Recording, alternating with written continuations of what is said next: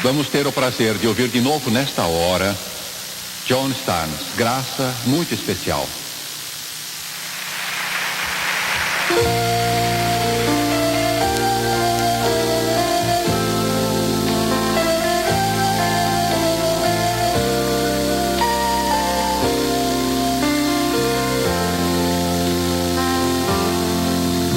When my life is tested by some bitter trial,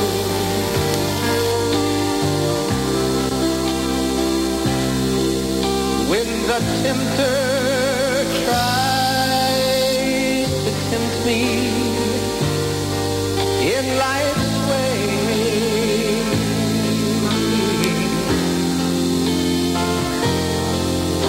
when darkness dreary falls across my journey,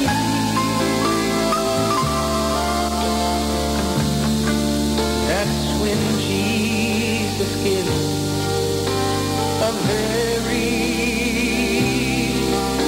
special grace. A very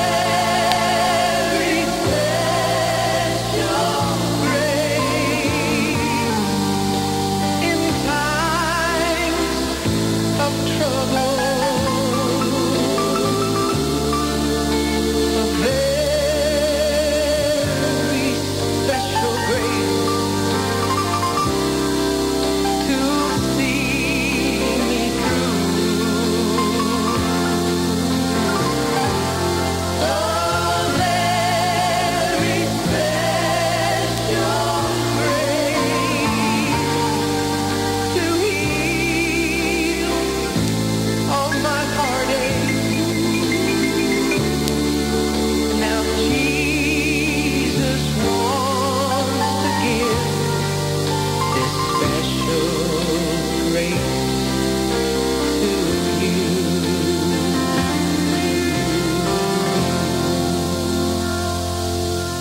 I know that I was never worthy.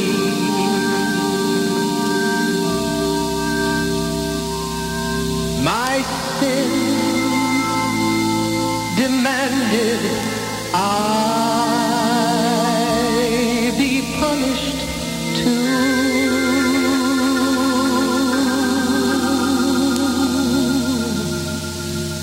And I heard that Jesus took my place on Calvary.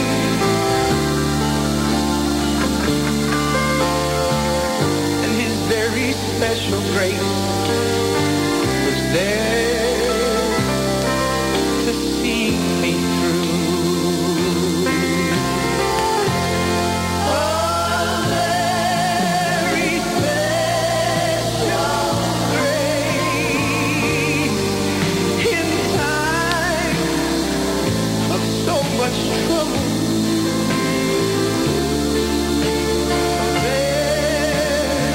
Very special grace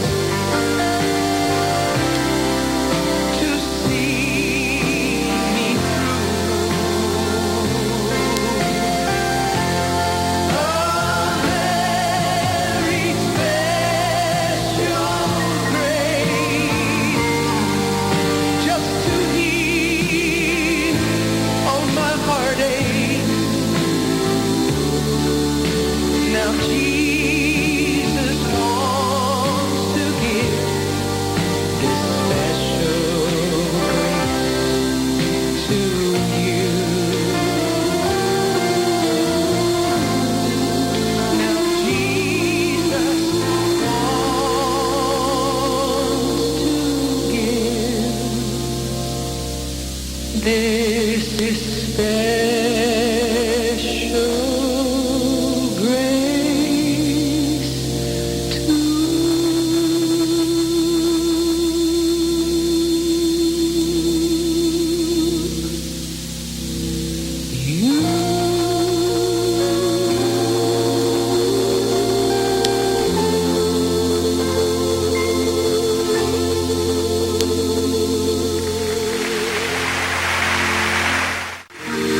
cidade de Greensboro, a mensagem de hoje intitulada Os Dois Espias. Glória a Deus. Se você trouxe a Bíblia, abra comigo, por favor.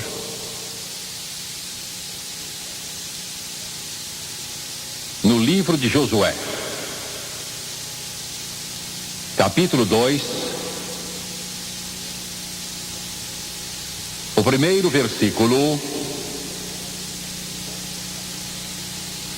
Josué, capítulo 2, versículo 1. E enviou Josué, filho de Num, desde Sitim, a espiar, secretamente, dizendo: andai e observai Jericó. Foram, pois, e entraram na casa de uma prostituta chamada Raabe, e dormiram ali. Baseado nesta passagem, vou falar hoje sobre os dois espias. Creio que Deus enviou dois espias no dia de hoje, que estão neste mundo, preparando para o que vai acontecer. Os dois espias, curvem a cabeça, Pai, dependo inteiramente de Ti, e não busco nada, nem peço nada senão o poder do Espírito Santo, para ministrar a este povo. Peço que me abençoes e unjas, abençoe e unge os que assistem pela televisão também. Toma minha língua como pena de um escritor, meus lábios como chama de fogo, minha voz como a de um profeta.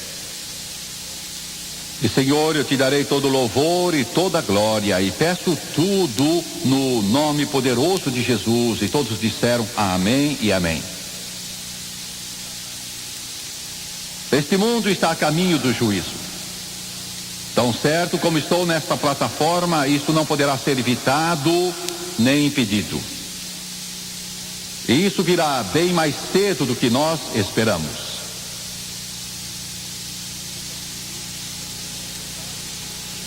Um dos antigos secretários do Tesouro dos Estados Unidos me telefonou há dias e disse que ele tinha se reunido com representantes do terceiro mundo a fim de tratar da dívida de centenas de bilhões de dólares a bancos ocidentais, muitos deles americanos, Chase Manhattan, Manufatura Nova, New York Chemical e outros. Esse senhor já tinha sido secretário da Marinha, secretário da Defesa, secretário do Tesouro. E perguntei a eles: senhor secretário, como é possível que eles paguem todo esse dinheiro? Ele disse: Jimmy Swaggart, eles não podem pagar. É impossível. Um homem encanecido, tendo servido seu país por muitos anos, enviado pelo presidente Reagan para tentar achar alguma solução. Eu disse: o que é que eles vão fazer? O que os nossos bancos vão fazer? Porque eles são insolventes quando se olha para esse quadro da economia.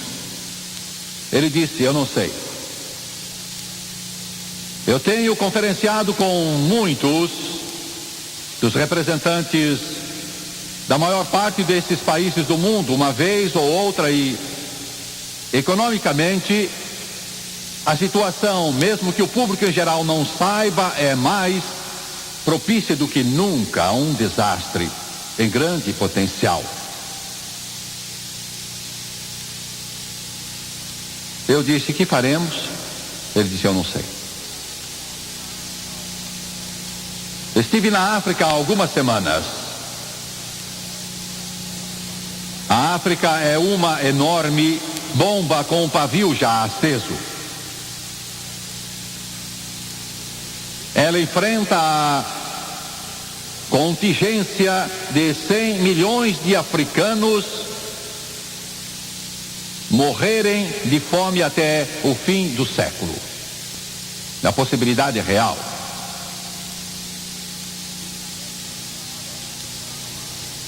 Estive na América Central há alguns dias, em El Salvador. As bombas dos terroristas explodem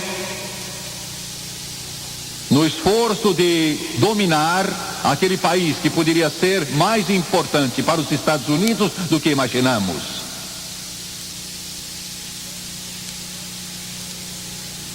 Seus planos estão sendo executados cuidadosamente. Estive em Washington há poucos dias, sendo informado por um dos membros do gabinete do presidente, Sr. McFarlane, sobre Israel e a América Central. Ele nos disse: senhores, a situação é mais crítica do que o público americano julga. Estive em Beirute há algum tempo. Vi o potencial de Israel, com seus muitos tanques apontados na direção do Vale de Baca. E os soldados israelenses dizendo: não recuaremos além daqui. O mundo está em cima de um barril de pólvora prestes a explodir. Há algum tempo atrás atravessei o Jordão, próximo de onde Josué atravessou com um bando de ex-escravos que estavam vindo do Egito para ocupar o território de Israel.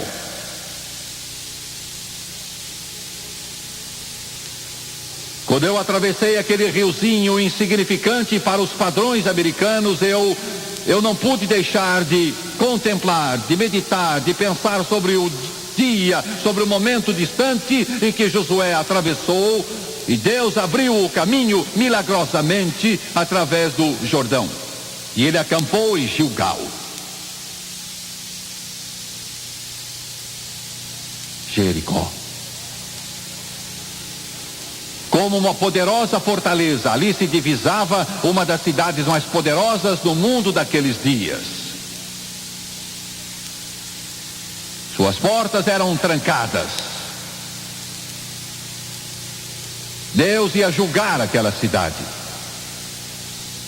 Eu tenho contemplado a terra cavada pelos arqueólogos até atingir as ruínas e tenho visto como Deus sacudiu Jericó. Os remanescentes estão lá.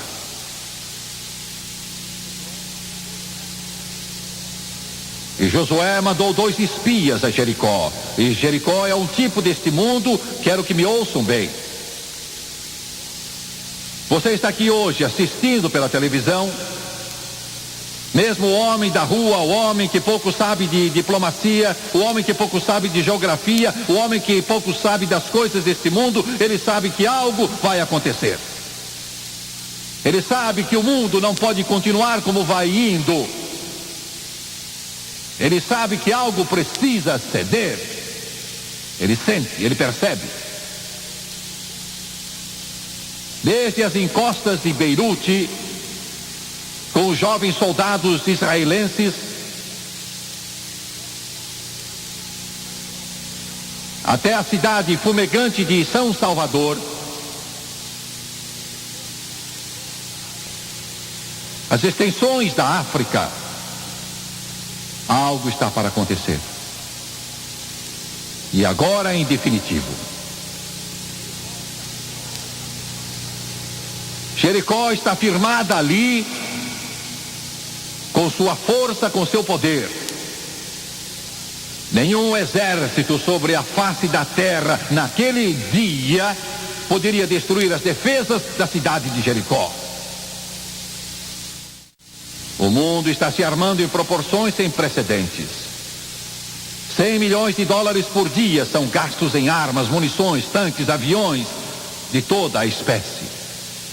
Nação após nação está produzindo bombas nucleares.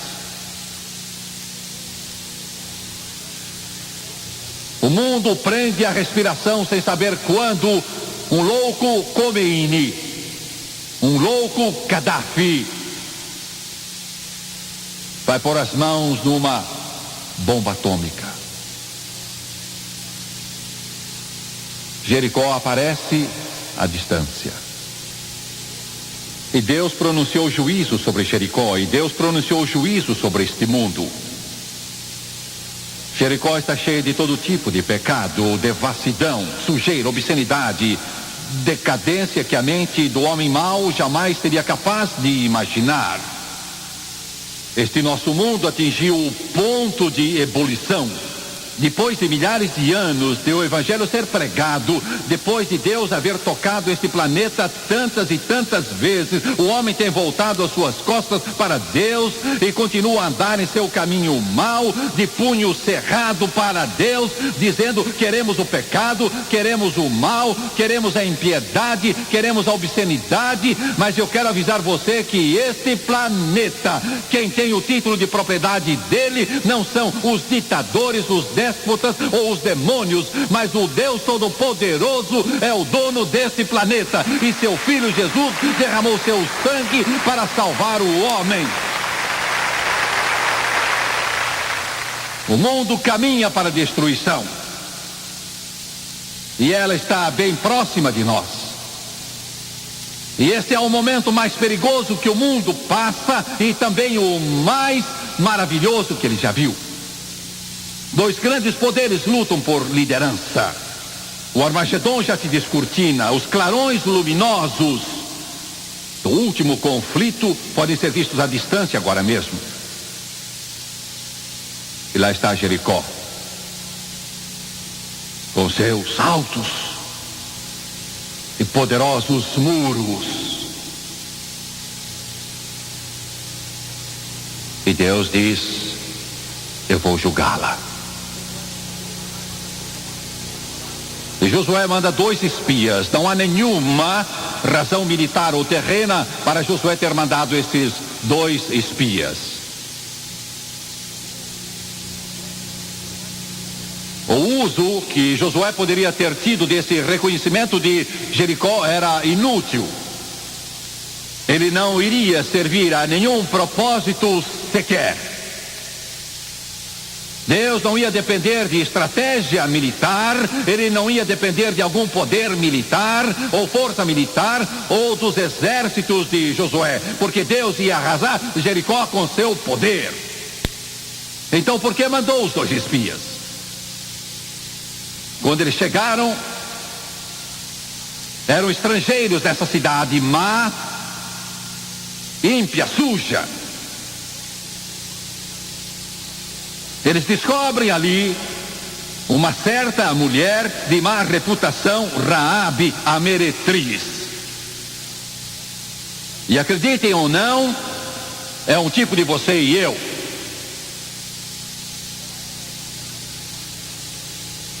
Ela era uma gentia, mas através dela havia de vir o Messias. Glória a Deus. Porque esses espias foram a Jericó, eles foram lá a fim de preparar Raabe. O que você está dizendo? Eu estou dizendo que há 2 espias no mundo a fim de preparar a igreja do Deus vivo, porque a trombeta de Deus vai soar. Raabe era o tipo de você e eu, era meretriz. Isso não soa bem, não é? Nós pomos o nosso terno e colocamos a nossa gravata, e a mulher fica em frente do espelho e olha para o vestido que você comprou de alguma boutique ou loja elegante, e você, meu amigo, pensa porque tem cultura e se formou em alguma famosa universidade, por isso você é alguém. E você se orgulha da sua linhagem. da sua origem. O homem não quer admitir, mas é uma meretriz. E esse é um bom nome para ele. Ele é mau, é pecador, é corrompido, é degenerado, merece o inferno, merece a perdição, merece a condenação, e não podemos salvar-nos. A América, as famosas universidades desse país não podem salvar-nos. A nossa cultura, o nosso alto nível de desenvolvimento não é que vão salvar-nos.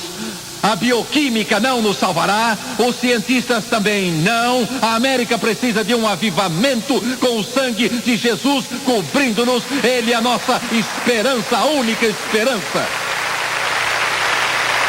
Somos como meretrizes. Alguém diz, não me compare com Raabe. Talvez você não seja bom bastante.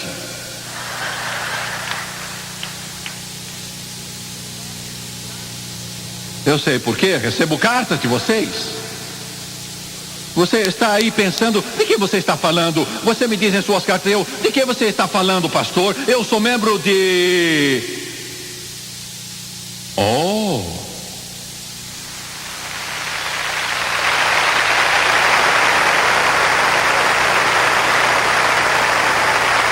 Na verdade, você é miserável, pobre, cego e nu. Você talvez esteja em sua residência luxuosa e descansa os seus pés num tapete dos mais caros e olha para aquele candelabro riquíssimo pendurado no teto e se orgulha dos seus talheres de prata e olha para todas as coisas finas do seu apartamento, mas dentro você está só, está doente, está infeliz, está cansado, e você está ouvindo a voz do Galileu que está dizendo: vinde a mim, todos os que estáis cansados e oprimidos, eu vos aliviarei. Você talvez esteja em algum quarto de hotel solitário e você se sente angustiado e já não suporta mais a vida, ou o vício domina o seu físico e você está fora de si e você está com todas as suas veias perfuradas, está à beira do desespero. Mas, amigo, quando o mundo lhe dá o desprezo, há um Deus que ainda ama você e pode erguê-lo e limpá-lo e mudar o seu coração e mudar a sua vida, escrever o seu nome no livro da vida do Cordeiro e fazer que a vida vale a pena.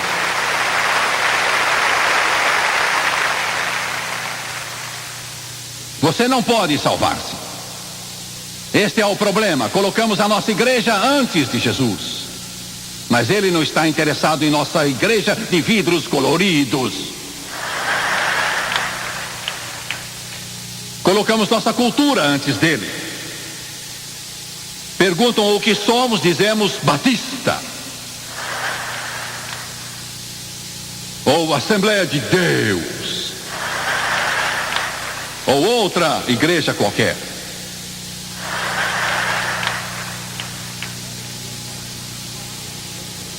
Sabe o que Deus faz? Eu sinto em meu espírito, Deus está rasgando em pedaços toda a nossa hierarquia eclesiástica. Ele está pisando aos pés, fazendo em pedaços. Ele está preparando o corpo de Cristo, enchendo do Espírito Santo, pondo o seu poder dentro dele. Deus está pondo os olhos em Jesus Cristo, não mais em instituições humanas, nem em religiosidade, para que olhemos para o Rei dos Reis e Senhor dos Senhores, que é o nosso Senhor Jesus Cristo.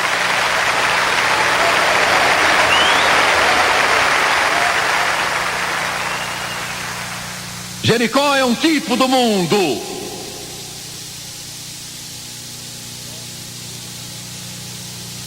Poderosa América. Eu me preocupo que o Supremo Tribunal Federal seja uma instituição condenada por Deus. Eu me preocupo que o Congresso Nacional seja uma instituição condenada por Deus também. Eu estava na galeria do Senado há pouco tempo vendo os senadores votar a emenda sobre a oração. E eles votaram contra. Eu me preocupo que o Senado seja uma instituição condenada por Deus. Nós tiramos os 10 mandamentos da parede das escolas. Não precisamos mais deles. Separamos a igreja do Estado. Não, senhores legisladores. Não, membro do Supremo Tribunal. Você não separou igreja e Estado, você separou Deus do Estado.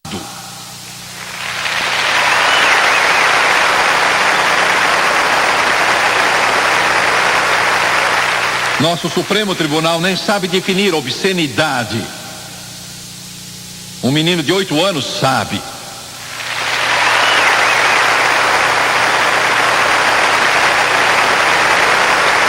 Evolucionistas em nossas escolas tentam dizer-nos que viemos do macaco. Vão à África e instruam os macacos.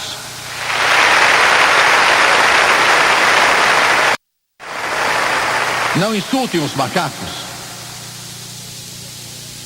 Certas denominações se orgulham de sua tolerância em ordenar homossexuais.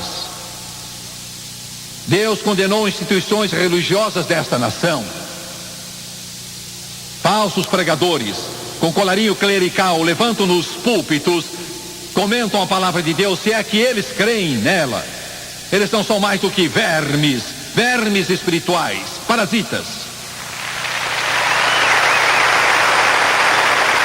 Políticos se levantam no Congresso e no Senado Federal e falam a favor de países extremados. Um político, um astro de Hollywood que não gosta dos Estados Unidos da América, se você promete que vai morar lá, eu pago uma passagem de ida. Vá.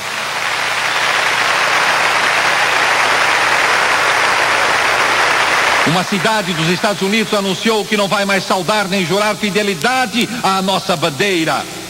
Pois eu quero que o mundo saiba que eu amo a nossa velha bandeira. Eu quero que o mundo saiba que eu sou muito grato a Deus por nossa bandeira. Quero que o mundo saiba que eu me orgulho dela porque se baseia nas palavras desta Bíblia que eu tenho nas minhas mãos hoje.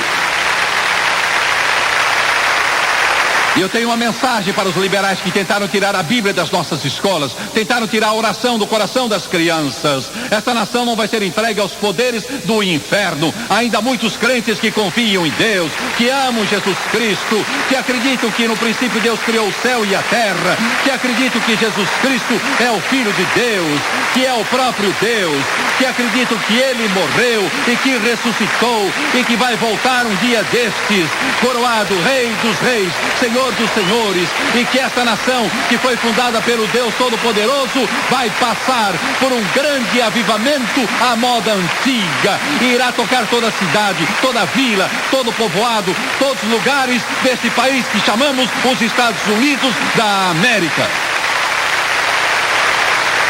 Aleluia, Deus.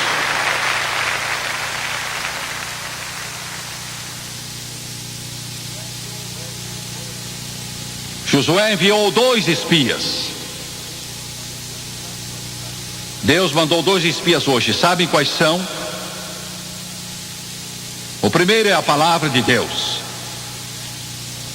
Romanos capítulo 10 em sua Bíblia. Paulo, o poderoso Paulo, diz isso.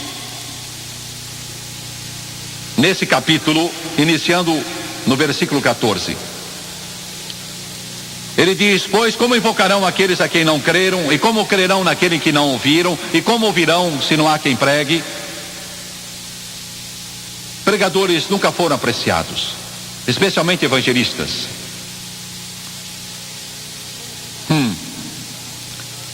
E como pregarão se não forem enviados? Como está escrito, quão formosos são os pés dos que anunciam a paz, dos que anunciam coisas boas. Alguns não gostam do Jimmy Swaggart. Posso não ser bonito, mas tenho pés bonitos.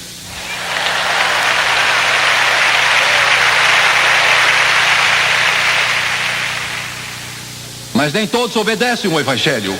Pois Isaías diz, Senhor, quem creu na nossa pregação, de sorte que a fé é pelo ouvir e ouvir pela palavra de Deus. Deus mandou a palavra ao mundo. Ela é espia. Ela é o único livro, como já tenho dito repetidas vezes, que diz de onde o homem veio, onde ele está e para onde vai indo. É o único livro que nos diz o que vai acontecer. Os educadores não sabem, os políticos não sabem. O Partido Republicano não sabe, o Partido Democrata não sabe. Os intelectuais não sabem. Os diplomatas não sabem, mas este livro nos diz: Jesus vai voltar. A Bíblia diz: o segundo espia é o Espírito Santo. Vou ler no capítulo 16 de João. João capítulo 16, começando com o versículo 7. Jesus diz: todavia digo-vos a verdade, que vos convém que eu vá, porque se eu não for, o Consolador não virá a vós, mas se eu for, eu o enviarei a vós. E quando ele vier, convencerá o mundo do pecado e da justiça e do juízo. Do pecado porque não crê em mim, da justiça porque vou para o meu Pai e não me vereis mais. E do juízo porque já o príncipe deste mundo está julgado. Ainda tenho muitos que vos dizer, mas não podeis suportar agora. Mas quando vier aquele Espírito de verdade, e ele já veio, ele vos guiará a toda a verdade, porque não falará de si mesmo, mas dirá tudo o que tiver ouvido e vos anunciará o que há de vir. Os últimos 20 anos nos trouxeram o maior avivamento que esta nação e o mundo já tiveram. Esse avivamento não foi do agrado de muitos líderes denominacionais, mas ele veio. Refiro-me ao revestimento do Espírito Santo no coração e na vida de milhões. A palavra de Deus é um espia, o Espírito Santo é o segundo espia. O que é triste é que muitas denominações, muitas religiões, muitas igrejas, não todas, mas muitas rejeitaram o Espírito Santo. Disseram: não o queremos. Ele está aqui para nos preparar. O juízo virá. E o único modo de você ser salvo é agarrar-se ao cordão vermelho da redenção, que os espias mandaram Raabe pendurar na janela. Só ela se salvou e sua família. O que eu vou dizer agora não é muito agradável. Sou constantemente bombardeado com cartas. Se você abrandasse isso, se moderasse aquilo, se você não fosse tão duro, se você não mexesse com isso ou com aquilo. Você já parou para pensar que esse é meu trabalho?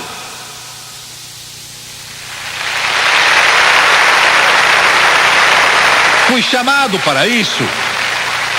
Chamado para acordar você.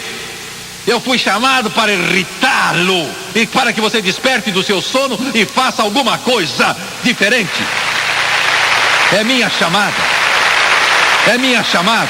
Eu não vim a esta cidade com um pequeno canivete para parar, vim com um machado. João disse que está posto à raiz da árvore, e a árvore que não produzir bom fruto será cortada e lançada no fogo.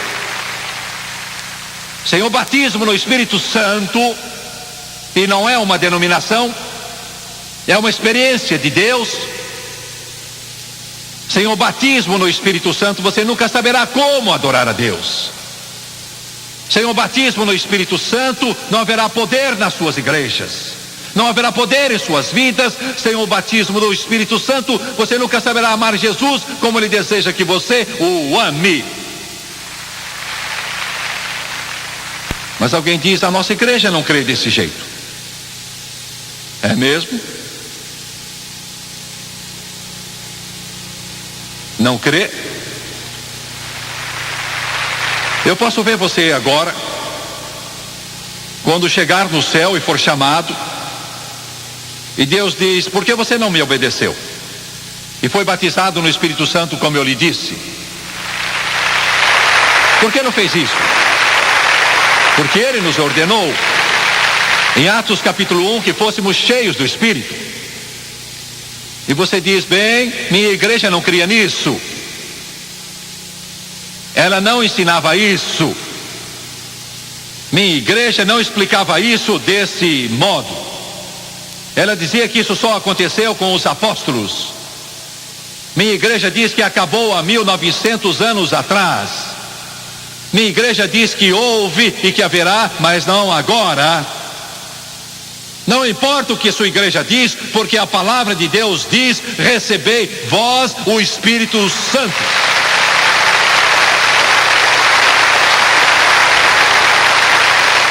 Atos capítulo 2, versículo 4 diz: e todos foram cheios do Espírito Santo e começaram a falar em outras línguas, conforme o Espírito Santo lhes concedia.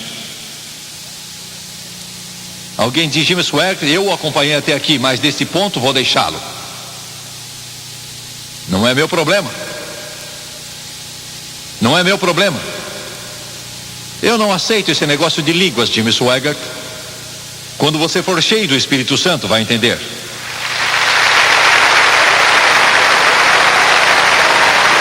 Aleluia. Glória a Deus. Alguém disse: eu não acredito desse jeito. Você é como o cavalo que morreu de sede, mesmo estando com a água até o pescoço, mas não acreditava em água.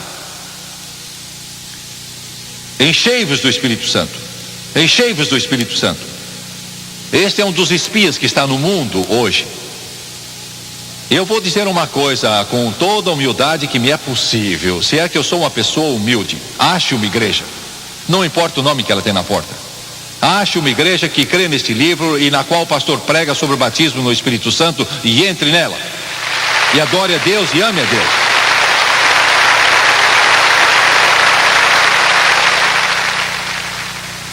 Eu sei de onde você está vindo. Minha família também não queria. Minha mãe dizia: eu não acredito nisso. Eu não quero. Eu não aceito isso. Eu não quero saber disso. É fanatismo.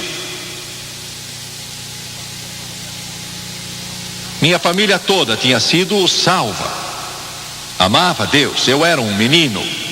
Eu me lembro de minha mãe. Ela acabou sendo uma das mais barulhentas. Ela está com Jesus agora. Mas ela dizia: eu não quero isso. Eu nada tenho a ver com isso. Não quero chegar perto deles. Se o evangelista gritava mais alto, ela dizia: vamos sair.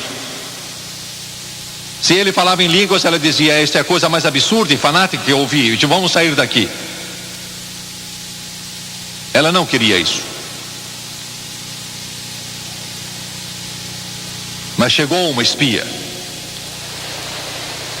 A minha avó, num acampamento da igreja, deitada de costas, uma tarde, debaixo de uma das árvores. Isso ofende você? Isso o perturba? Isso faz você sentir-se mal, senhoras? Mas você vai acabar não se importando com o que digam.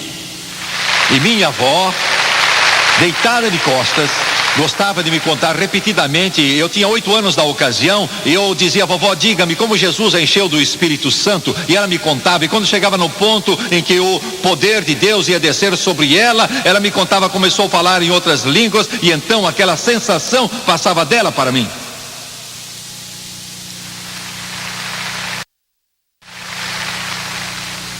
Os meus pais pensavam que ela estava louca.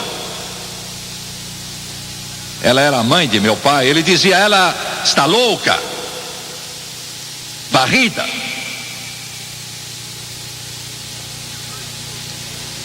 Minha mãe me proibiu que eu fosse à casa dela. Vai passar para você.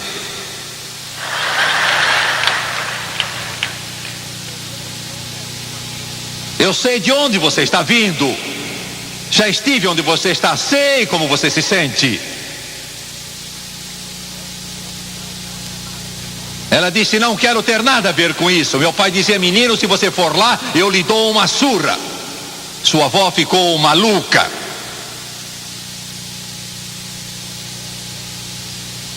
Falava sério. E cumpria.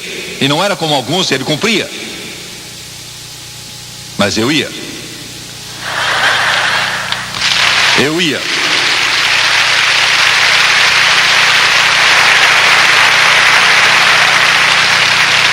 Oh, se você pudesse ver. Se eu pudesse levar você a ver que há mais do que um culto morto e frio.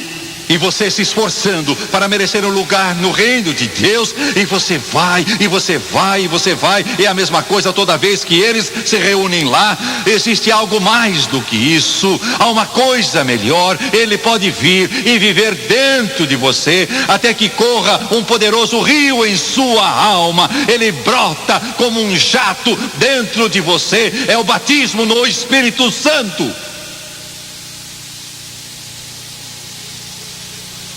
Um dia o xerife veio fazer uma visita à minha avó.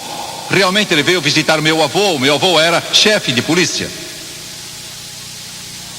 E minha avó tinha chegado do acampamento, e fazia pouco tempo que ela tinha sido cheia do Espírito Santo.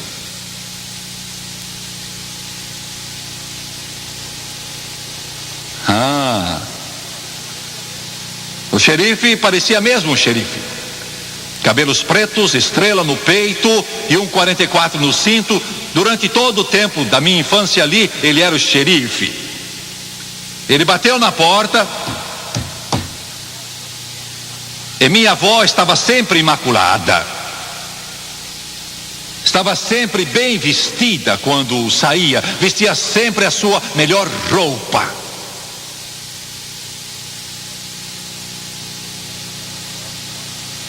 E ela chegou à porta e abriu, e ali estava aquele homem. Ele disse: "O Will está?" Depois de cumprimentá-la. Ela nem respondeu. Ela disse: "Não é? Diga-me, você já foi cheio do Espírito Santo? Com evidência de falar em outras línguas conforme o Espírito Santo de Deus permita?" E quando você diz, pode não impressionar, mas quando minha avó dizia isso, a gente sentia uns arrepios pelo corpo. Ficou tão perturbado que pegou a arma.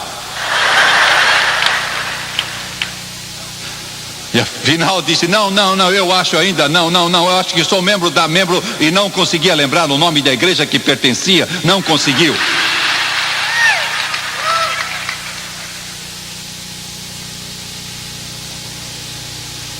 Eu sentava aos pés dela e então dizia: "Vovó, conte-me. O menino de 8 anos, conte-me como você foi cheia do Espírito Santo." E ela me contava. E o Espírito Santo descia sobre mim. Quando morreu, eu cheguei ao caixão pela última vez. E olhei para o rosto dela. Ela era a mais santa mulher do mundo. Era a mulher mais piedosa do mundo. Ela me disse um dia: "Eu não vou ver, mas você vai. Você vai vê-los vir a Jesus aos milhares. Você vai ver o poder de Deus correr em ondas como sonhamos. Você vai ver isso, vai ver isso." E quando eu olhei para o seu corpo, o poder de Deus explodiu naquela sala.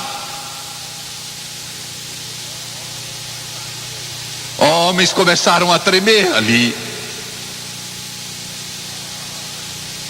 Estas palavras simples que procurei apresentar, se eu pudesse fazer você ver, elas o abençoariam. Porque não são produto da imaginação, ou fanatismo, ou tolice. É a palavra de Deus e pode revolucionar sua vida. E o Espírito está neste mundo, preparando-nos.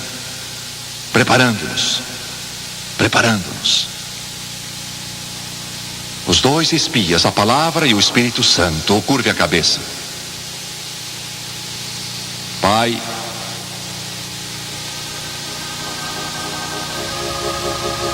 eu te peço hoje que esse rio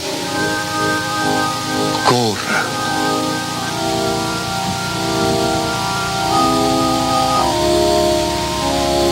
Eu te peço que as águas puras e cristalinas que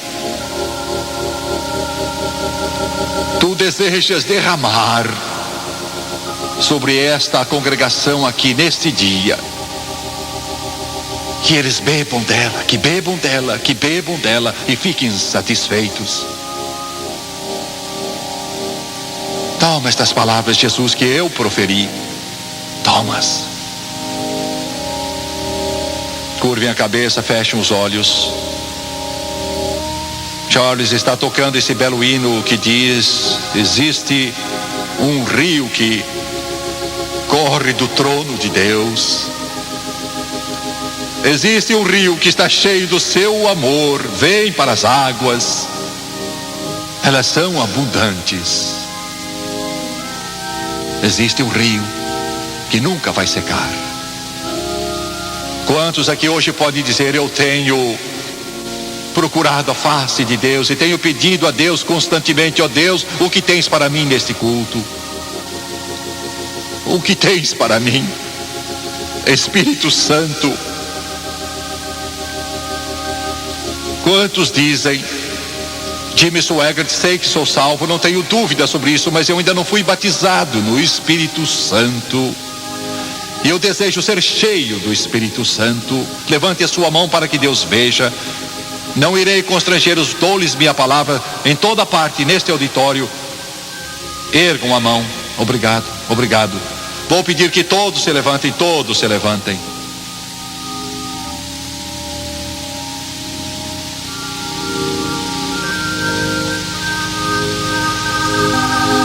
Grandes coisas vão acontecer hoje. Eu sinto isso. Deus vai dar a você o que Ele deu a Cornélio e a sua casa. Ele vai dar o que deu a Maria, a mãe do nosso Senhor, e aos discípulos e aos outros que estavam no cenáculo. Ele vai dar o que deu à igreja primitiva: o Espírito Santo e fogo. João disse: Ele vos batizará com o Espírito Santo e com fogo. Ele tem a pá na sua mão e limpará completamente sua eira, e ajuntará o trigo em seu celeiro, mas queimará a palha com fogo que não apaga. Eu quero que todos vocês que levantaram as mãos se preparem para sentir algo. Algo espetacular vai acontecer. Eu sei do que estou falando. Eu sinto nesta hora. Eu quero que todos os que ergueram a mão, eu estava orando hoje e dizia: Senhor, vai estar cheio, como vamos fazer? Ele disse: deixe que eu cuido disso. Peço que venham e fiquem de pé aqui. Venham agora. Todos os que levantaram a mão e disseram: eu quero ser cheio, eu peço que venham. Cante agora, Thomas. There is a river that flows from deep within.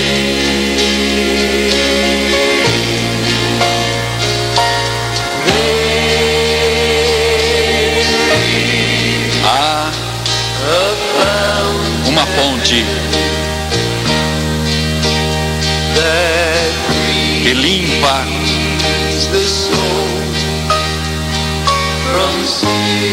a alma do pecado. Senhores, procurem colocá-los nos corredores, por favor, quando a frente estiver cheia.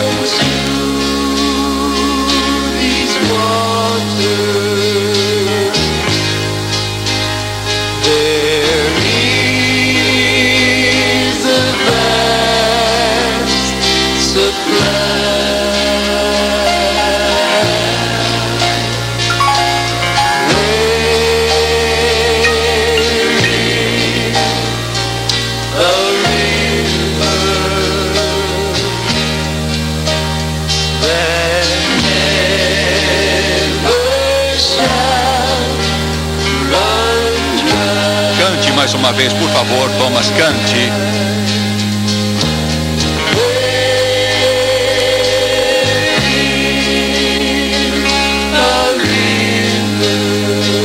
Ele disse que era e é. Do seu interior correrão rios de água viva.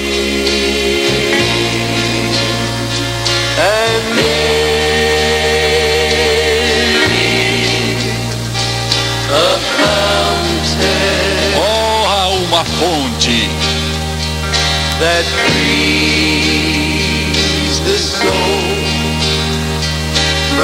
me.